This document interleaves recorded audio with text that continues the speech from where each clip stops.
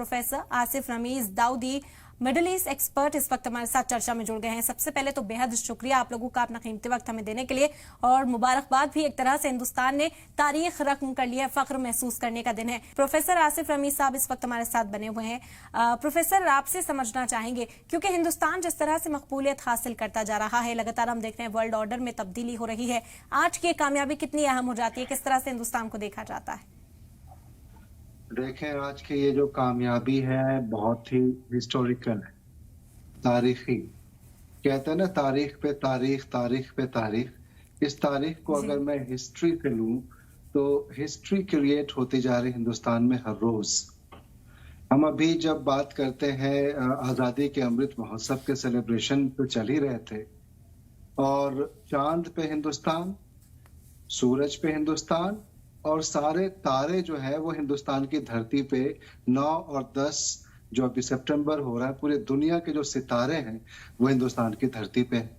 इससे आप अंदाजा लगाइए कि किस तरीके से इस पूरे साल को हम एक गोल्डन साल कहते हैं।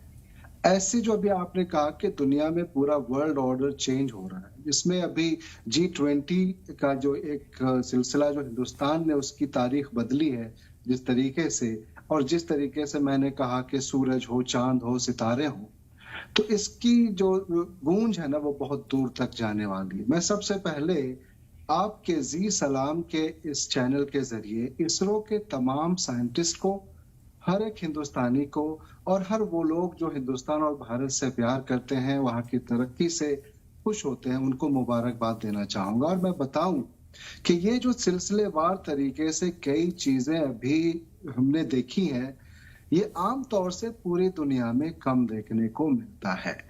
और अभी जो इसकी खूबसूरती जो और ज्यादा बढ़ने वाली है वो ये है कि आने वाले दिनों में जब आपका एक मिशन कामयाब होता है, जब आपको लगता है कि इसको और ज्यादा आगे लेके जाना है, तो फिर दूसरे मिशन पे आप जाते हैं, जैसे आदित्य L1 है, चांद से फिर सूरज।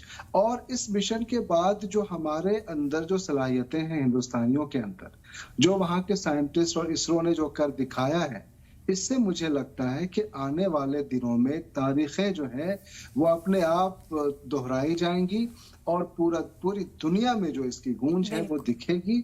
और मुझे लगता है कि बहुत जल्द, मतलब 1-8 साल के अंदर ही आप और भी बहुत सारी चीजें देखेंगे। लेकिन ये बहुत ही फख्र की बात है कि इस कुछ चंद हफ्तों के अंदर ही इतनी सारी चीजें जो हुई हैं, इससे हमारा दिल, जब हम विदेश की धरती पे होते हैं, जब अपने मुल्क की बात करते हैं, तो कॉलर हमारा जो है बहुत ऊंचा होता है, शान और फख्र के साथ हम बात कर पाते हैं। बिल्कुल। और प्रोफेसर आसिफ, आपका रुख यहाँ पर करना चाहेंगे, क्योंकि कोई मिशन जब भेजा जाता है तो इनिशियल दौर पर तो हम कहते हैं कि हिंदुस्तान का मिशन है, जैसे चंद्रयान 3 पहुंचा और अब आदित्य L1 यहां से रवाना हुआ है, लेकिन कहीं ना कहीं इसका जो फायदा है, जो मुनाफा होने वाला है, वो पूरी दुनिया को होता है। तो जो इस मिशन पर पूरी दुनिया साथ आती हुई दिखती है, जो इन्फॉर्मेशन जुटाई जाएगी ज़ाहिरी तौर पर दूसरे मिशन में भी इस्तेमाल की जाएगी, या दूसरे ममालिक के जरिए भी।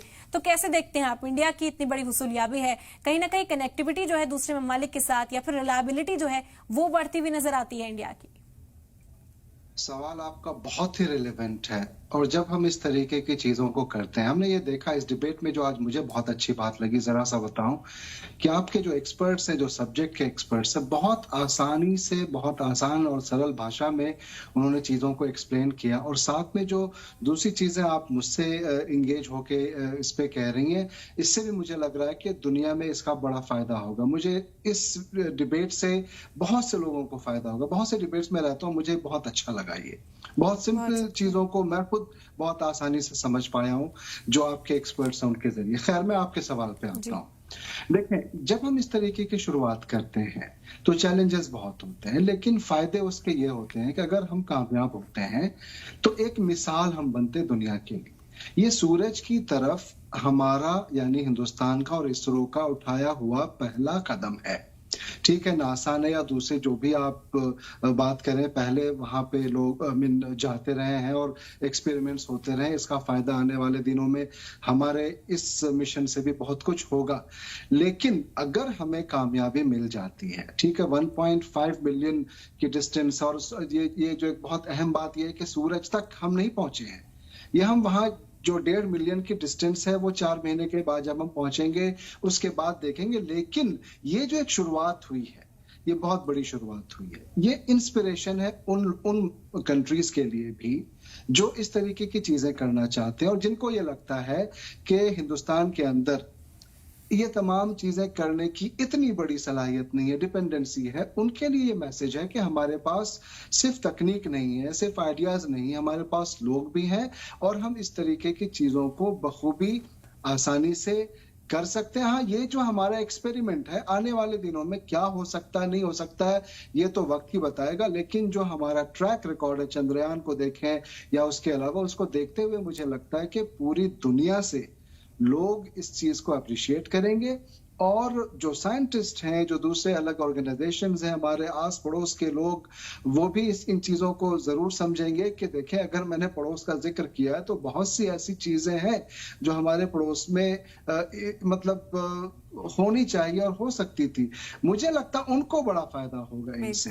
तो कैसे होगा कि उन्हें देखना होगा कि कैसे हमने एक साथ आजादी हासिल करी, कैसे हम चांद पे पहुंचे, कैसे हम अब सूरज की तरफ अपना कदम बढ़ा रहे हैं और कैसे दूसरे आस पड़ोस के लोग जो हैं या वहां की जो चीजें हैं वो और ज्यादा बेहतर हो सकती थी। तो मुझे इस आपके सवाल में यही समझ में आया कि हम अपने पड़ोसियों से शुरू करते हुए अगर आगे बढ़ते जाओ, पूरी दुनिया से ये एक जो मिसाल और जो आइडियल सिचुएशन बनेगी, उससे ये अंदाजा लगता जा रहा है दुनिया को कि किस तरीके से हिंदुस्तान के अंदर, भारत के अंदर इस तरीके की चीजें दिन ब दिन बढ़ती जा रही है। और जैसा मैंने इससे पहले भी बताया कि तारीखी है, ये हिस्टोरिकल है और मेरी दुआएं पूरे इसरो की टीम के साथ। बिल्कुल।